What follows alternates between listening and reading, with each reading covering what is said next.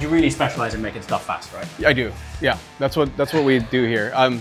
My background is in motorsport. I started before BBI. I worked for Porsche Motorsport North America, and I was lucky enough to go all the way around the world, go to Le Mans a few times as an electronics engineer. Wow, fantastic. And I always had a dream to start a shop. So 18 years ago, I left my dream job, which is crazy, and then started BBI and haven't looked back. That's fantastic. Yeah, my heart and soul is in racing and motorsport, especially weird events like Pikes Peak, hill climbs, top speed stuff. I spent a lot of time, like I said, when I was younger, endurance racing. And the run what you brung vibe to things like Baja, Pikes Peak, the Salt Flats, that to me is what attracts me. You learn a lot doing that also. Absolutely. Yeah. So Pikes Peak's been a big part of our history here. And so you'll do a specific Pikes Peak build? So typically we'll pick a class that we want to run in. Yeah. And then we'll read the rules and then just see how far we can go within that subset of rules. And the 911's always been such a perfect platform. This is awesome. So is this a car that you ran this year? This car we just ran, last month actually. Unfortunately, we had a DNF in the car, exhaust temp sensor in front of the turbo, and then it just shot a stream of hot air and melted the wire harness above it and killed our throttle. From hot air? Yeah, it's just like a blowtorch. So what was this originally? What was this originally started as a 991.1 Cup. Cup car? Yeah. Okay. And then But it's not naturally aspirated anymore? No, now it's twin turbo. Yeah, so we took the GT3 engine, did our internals to it, and twin turboed it. So we still have the 9,200 RPM red line, but with boost. You have a 9,200 RPM with turbos? Yeah. You know that car you're looking to build? That engine? Yorkie will kill me if I don't talk into the mic. No, really? Yeah. Like 9,200 on a turbocharged engine is no joke. Yeah. You gotta watch some of the in-car. It sounds amazing. What's the service scheduling like on an engine like that? This is the third season. And you've never rebuilt the engine? We leak it down, and we have a clock on it, and it just kind of and it runs. Yeah, keeps going. Dude, 9,200 RPM. That's higher than a stock GT3. But we did overbuild everything internally. With boost. With boost. Yorkie with boost. Sometimes what people don't get, sometimes boost is easier on the bottom end, right? Because you don't have on the overlap stroke, you don't have vacuum, so it's not hammering the backside of the bearing. So you always have a cushion. If you keep it out of knock and keep it fueled, the bottom ends look pretty good. It's wild. So we've been building this exact style. We call it our hill climber engine. We have it in street cars, we have it in race cars, and we've made 1,800 horsepower with one at a half-mile car, and so it's a proven package. So unreal. Yeah. So this is wide body, massive aero pack. What sort of downforce is this running now? At 160 miles an hour, it'll make 3,000 pounds of downforce with a really low drag ratio. So, but there's no active aero on this. None. So there's no sort of DRS, as it were. No. So even with that wing, which looks like you could do your ironing on it, yes, it still manages to achieve a pretty punchy top speed too. Yeah. This car will go over 200 miles an hour with this aero. But you could sledge on those end plates. Yes, they are massive. They're huge. Yeah, and we kept going bigger and bigger and bigger, and the efficiency of the wing went up. Just Virus does all of our aero, and it just really helps keep the low pressure and high pressure zone separate. Right. And the reason why pro race cars have such small end plates is because that's mandated. You can't. It's essentially an Achilles heel. Right. You go bigger, your wing becomes more efficient. You can trim it out more, get less drag, more downforce, the more you do that. And so they put a cap on it in pro racing. So you're doing road cars, race cars, hill climb cars, endurance racing cars. Right. Where does your passion still lie? Is it still lap times, hill climb times? Results. Endurance, yeah? Yeah, results. And you know how results are subjective to whatever you want to achieve, right? Yeah. And sometimes we want to build the nastiest air-cooled NA engine. Or I'm starting to gravitate toward full car and full vehicle builds. We did the Hoonipigasus, and we built it right over here with an incredible team. And that kind of opened my eyes to, wow, if you create something, design it well, you could, obviously you're going to have your hiccups. We blew up the engine, unfortunately, but we're twin turboing an M91 or a 9A1, GT3R engine. Yeah. So that's no joke. There was no book on it. Nobody's really done that. So we busted a bunch of heads. How long did that project take? From Hoonigan saying, hey, let's go. I actually started before they said that because like a couple weeks before that, when we were at SEMA, we struck the deal. That's November. And in June, we were running the car. June? Yeah, from nothing. I'm talking from some sketches. From paper to driving. Yeah, and that was an incredible collaboration between us, Scarbo, Hoonigan, Mobile One, and then all of our partners. And it's crazy that everybody just came together. Like, all right, we're in. Let's do this. How cool is and that? everybody kind of just focused on this for 6 months, and it was built globally. I mean, it was the bodywork was built in Sweden. The chassis is built here. The engine was built here. The gearbox was built in France. The fuel system was built in UK. So, and getting everybody to collaborate and keep bringing all these pieces together was something special. So that got in my head, and now that's why we're starting to do some more of these builds, and I think that's where I'm going to segue more into. When that's back, I'd love to come back and see that thing. I've only ever seen it online. It looks I hope ludicrous. this is real. This is real? Yeah, this is actually the last Porsche GT2 Evo ever produced by Porsche. So That's like a unicorn sitting in the workshop. It is. I tracked the owner down. That's like contributing to a massive piece of Porsche racing history. Right, we're going to get it back to its special is that? old racing trim and perfectly to how it was when I got to see it race in the late 90s. Do you ever pinch yourself like that story alone? I mean, you've sort of come that full circle from this car having a massive impact on the way you ultimately lived your life. Right. And now it's in your shop. Is that weird? Yeah, no, it's those like at night when it's quiet in here and the lights are off and we're closing up, I'll just sit and just congrats, man. Yeah, That's and just so cool. it gives me goosebumps. I mean, I got goosebumps. You're speaking to me about it. That's amazing. Congrats, mate. That's fabulous. This is an absolute dream. I've wrapped my life around Porsche, and the best part about it is that I've been able to do this with such amazing people. Yeah. Like our group here, and just our vendors and our friends and the relationships we've built throughout. It's the automobile is the catalyst, but it brings out some really cool people and really interesting people. Also, some wild people like that guy over there. That guy down there. Yeah. But, I think what he's planning on building is fun. Yeah. There we go. All right. So what is this amalgamation of awesomeness? So this is what the team here is putting back together. This car we took to Pikes Peak, and this is kind of the culmination of everything I like about all 911s. Dude, there's some serious bits on this.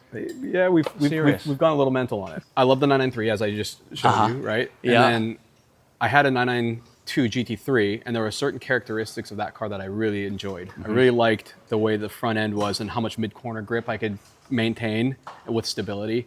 I like the early short wheelbase cars.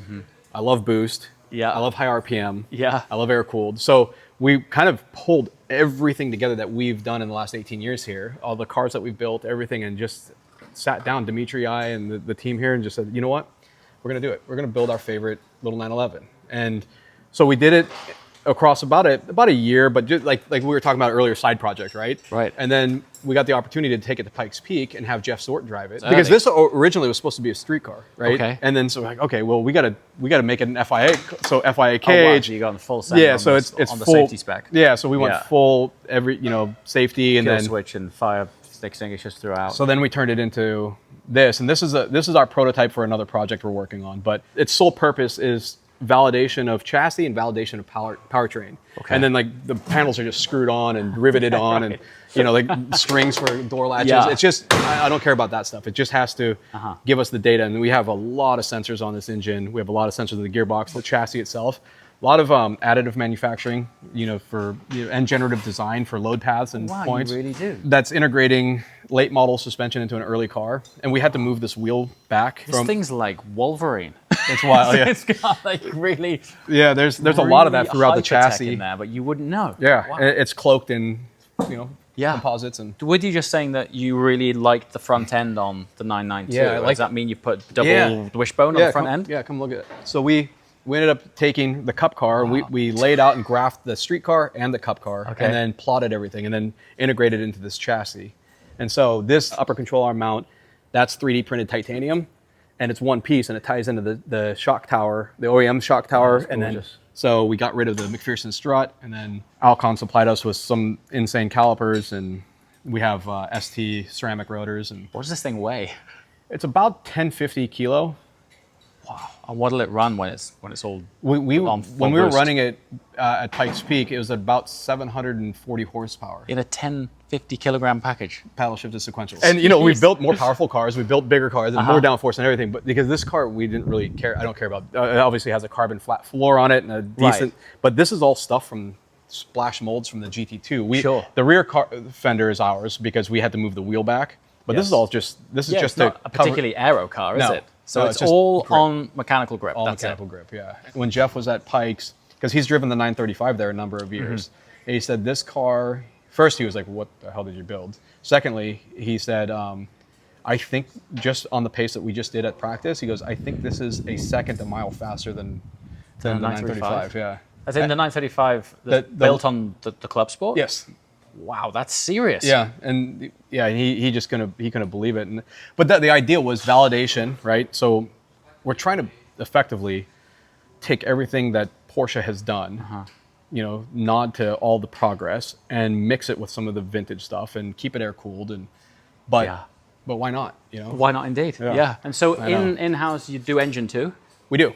We do all of our engines in-house. We have a Morisiki CNC in the other room there. But I'll show you the engine room. Yeah, sure. Dude, that's so light. So that's for our Metzger our water-cooled engines when we go turbo. So we have a primary injector down here and a secondary up here, and the fuel rail sits in here. And then so it's 3D printed aluminum. And Dimitri came up with this tessellation, kind of this low poly. He's like, if we're going to print it on non-load-bearing parts, may as well have do something cool. Yeah. It always blows my mind how you can have that surface texture and design on the outside and be totally smooth on the inside. Right. It's mad. Yeah, it's awesome. And this is actually 3D printed also. Yeah, we're starting to get a lot of the additive manufacturing.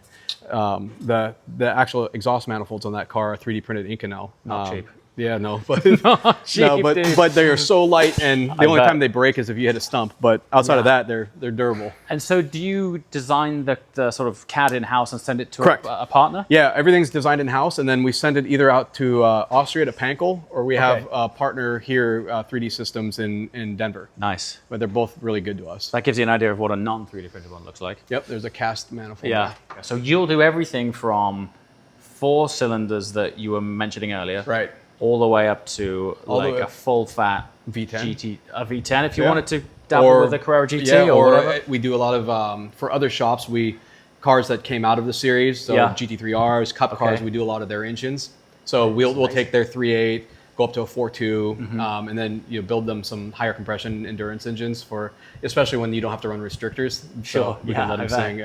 And then, or we'll go all the way down to, this is a 1977 930 engine that we've restored, completely rebuilt and restored for a client. Wow. All OEM spec. We did a little bit bigger bore with mallet pistons, but trying to touch everything, make sure that you adhere to how Porsche would have had it off of the showroom. So all the bolts and lines all recoated, and even down to a new harness, just to preserve that car. So someone bringing a car here, it's normally for a substantial project. It's not like maintenance or anything like that.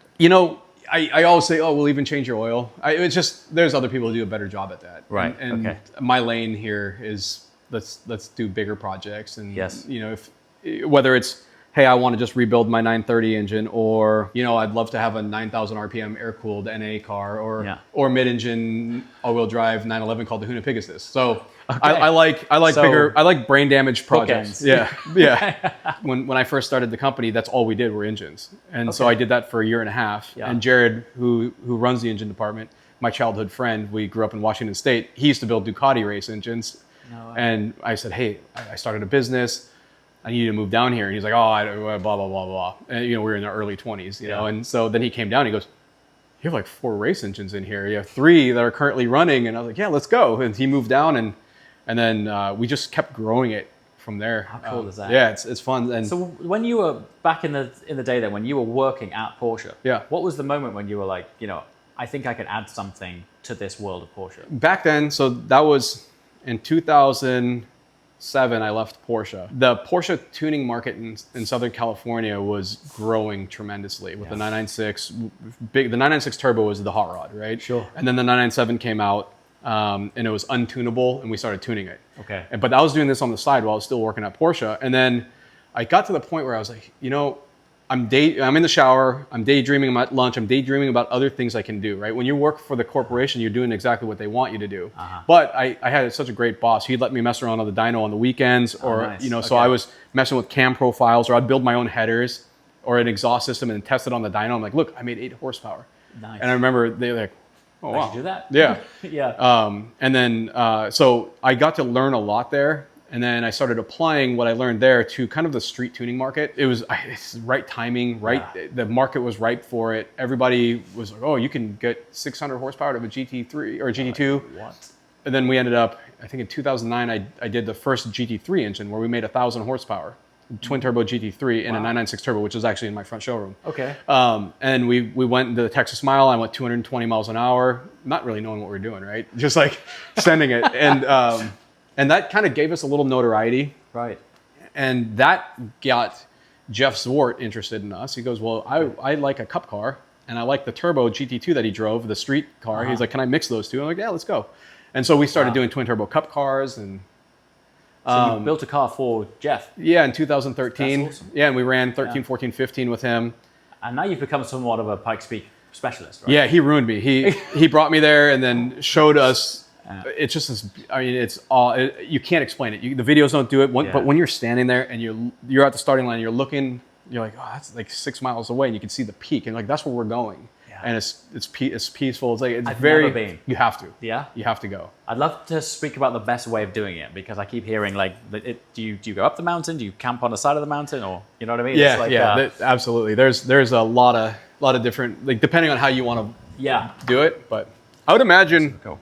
I'd imagine you'd want to maybe the first round do it at the base, because then you're talking to all the drivers and you're looking at the culture and like everybody helping each other out. It's pretty neat. That's very cool. So this is how they would deliver the car to us, with no engine, no gearbox, no wiring. Okay. And they were handling all the paint, the design, everything. And then we go through, we redial in the suspension, set them up, build an engine, gearbox, and then I was really hoping for it because I like the concept. Is that a single piece carbon wheel? Yeah, it's a one-piece carbon wheel made by, I think it's BST out of South Africa. And they did a lot of the carbon work in here. And this car is funky because it's nuts. Yeah, it's kind of like an onion. You look at it and you're like, then things keep uncovering. If you look at the headliner, it's carbon fiber headliner with the cage integrated. And I really like how the side impact cage splits as you open the door, and then it fits back in when it's closed. Yeah, it was pretty clever that they really nice. Put that all together.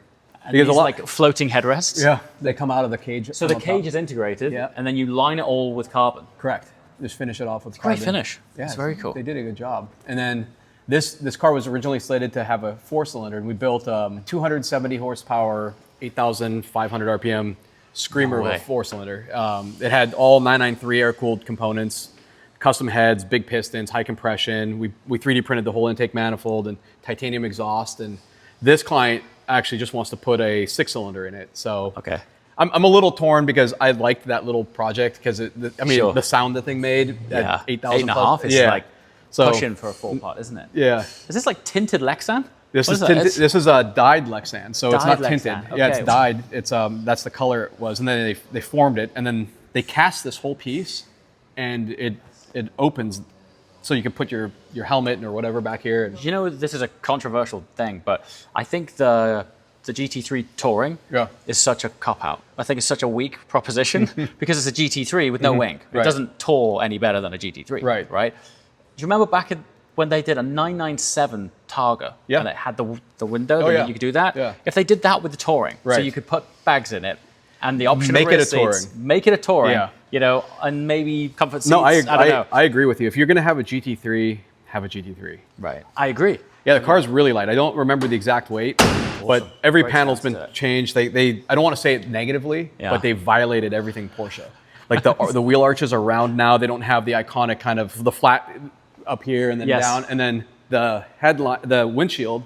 A normal 911, if you look at that gray car 2 cars down, look how much higher that windshield line is. Yeah, you're right. Wow. They brought that all down, so it almost has a 356 kind of feel to it. Yeah. So things I don't do with a 911, I never violate the greenhouse. Right. Like the greenhouse to me, this is the iconic. This silhouette. is like iconic silhouette. This 911, right? Yeah. You described it well earlier. It was like a cafe racer 911. Yes. I think that's spot on. Yeah, and that so is what it is, isn't it? And I got so lucky. We delivered with the team at Vintech. We delivered the car to the client in Monaco. So I spent 3 days running up through the hills in Monaco, tuning it, testing great it. Roads up there, right? Dude, the La Turbie Road above Monaco. Yeah, and then you go all the way to the top. I have a picture of the car sitting there and looking down over Monaco. Mate, that's a hell of a stretch of tarmac. Unbelievable. And the whole vista of the ocean opens up over there. It's incredible. Yeah. Wow. So that was that's why this project's near and dear to me. The experience, and then I like the funkiness of it. But this is the last one they'll make. This is it. So it. only 2. Done. Yep. 2. Yeah, one in Monaco, rare. and this one will belong to a gentleman in LA. Yeah, this is the 996 Turbo that we built up, and this is the first time I ever went over 200 miles an hour was in this car. That was at the Texas Mile. I think we went 221. And then as we developed it, we started doing half mile. Then we went 205 and a half with it.